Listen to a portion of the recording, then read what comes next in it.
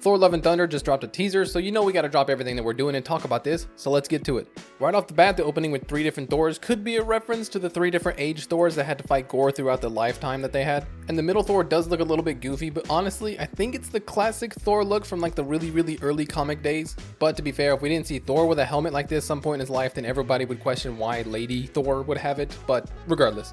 Got a shot of Fat Thor training, so he will be back to his fit self for this film, beside a giant skeleton that honestly I'm not sure what that would belong to. I heard a couple people on TikTok saying that it could be a god that Gorr killed like way in the past, but I don't honestly imagine Thor training in front of a dead god's remain for motivation when it's kind of a serious matter. You get a small glimpse of New Asgard being in like Norway, I think it was, and you also get to see Thor's goats, which are Tooth Gnasher and Tooth Grinder, if I remember those names correctly, and they're basically like Pegasus for Thor. They just kind of pull a chariot around that he flies on. But do not underestimate these goats.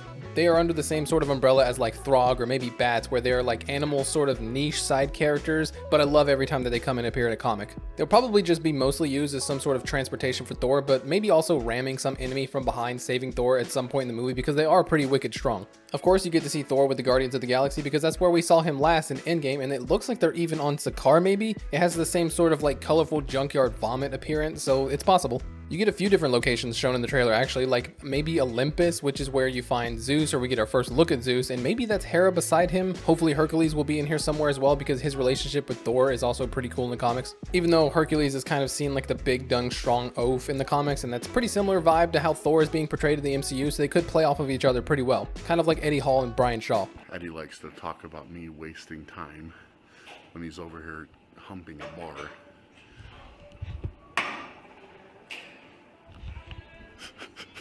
Although, to be honest, I'm not really sure that this is Olympus, because if you look closely at some of the architecture, they don't really seem to match going down the line on each side. So this could be the place where he asks to meet up with the Council of Godheads, maybe? The Council of Godheads would basically just be the leaders of each earthly bound pantheon of gods, so Zeus would be in that bracket, and I guess Thor or Valkyrie would also be in that bracket now that Odin is dead. They also ripped a page right out of Thor God of Thunder number 3, I believe it was, and they have a big giant ice god thing that was probably killed by Gorr. Now this being in the comics is said to have wrestled black holes for fun. Now that is a level of power that cannot just be laughed at and looked over. And if Gorr killed it, oh! Now although we don't get to have our first look at Gorr the God Butcher, I really hope that this is not the only inspiration that they take away from the comics, because Gorr is such a dark and brutal villain.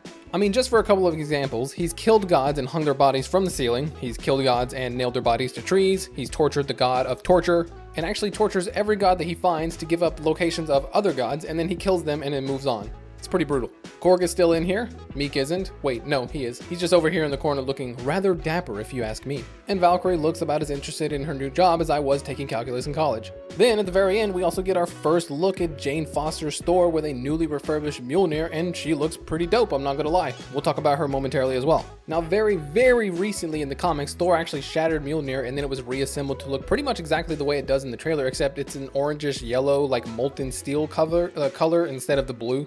Now there could be a few different ways for her to get the new Mjolnir. Just for a little bit of history here, Gorr basically told Thor that the reason he's killing all the gods is because they no longer cared for the people that worship them, that they do not deserve the worship and prayers of the people when they offer them nothing in return, and Gorr knows that firsthand. Later, in an event called Original Sin, Nick Fury told Thor something and his hammer immediately fell and he could no longer lift it after that point. Later, we find out that during the Unworthy Thor storyline, I think it was, that Nick told him that Gorr was right. And then Mjolnir immediately found him unworthy because Thor himself believed that he was unworthy. Jane then found Mjolnir and stated how there must always be a Thor to protect people, and then lifted the hammer, becoming the mighty Thor, and then went on with her life for a while until the hammer eventually returned to Thor. Now for one, I like the story of Lady Thor. She has some really cool moments with Odin and with Mangog, and the story gets way too much hate for no reason. But bringing it back to the trailer, towards the beginning when Thor says that he wants to find who he truly is right after burying Stormbreaker, that means there is no Thor currently. So I guess one way could be that Eitri possibly somehow gotten the pieces for Mjolnir and then reforged it, and it found its way to Jane Foster because she was worthy of the power of Thor at that point. Or maybe she met up with Eitri. Actually, I don't know about that. I don't really know how Eitri and Jane Foster would cross paths. It would be more like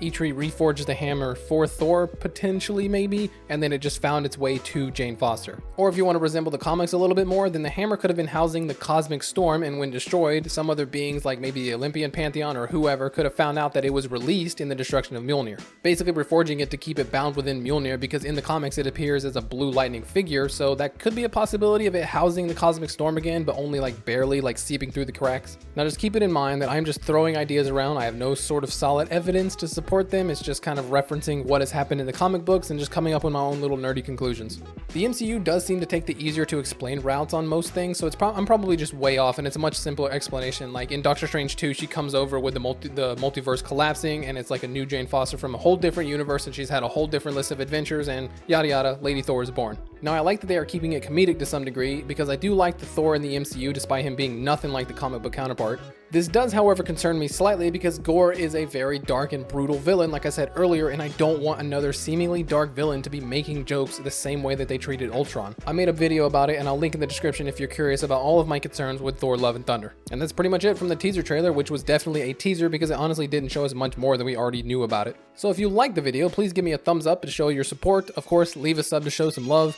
And as always, have a marvelous day.